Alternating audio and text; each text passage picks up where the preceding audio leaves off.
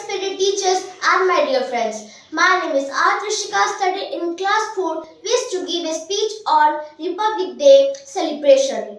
Today, I would like to thank Panda sir for giving me such great opportunity to speak something on our Republic Day.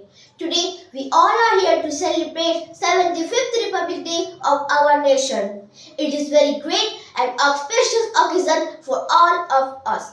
On 26 January 1950, our country got its constitution. We got our independence on 15 August 1950, but before 26 January 1950, we were following the rules and laws set by the Britishers.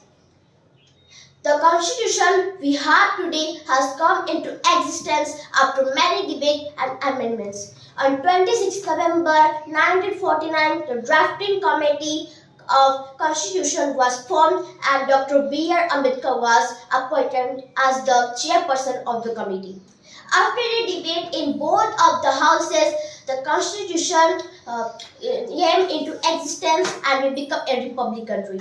Republic means the citizens of the country hold the supreme power to elect representatives. The Constitution gives all of us the same right despite religion, color and language. A grand celebration of Republic Day is held in the capital of India, Delhi.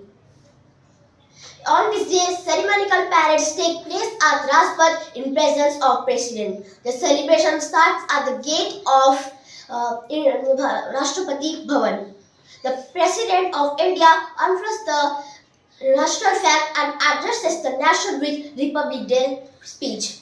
The prestigious awards are also given to the armies of the civilians on this day. Thanks, Jai Hind, Jai Bharat.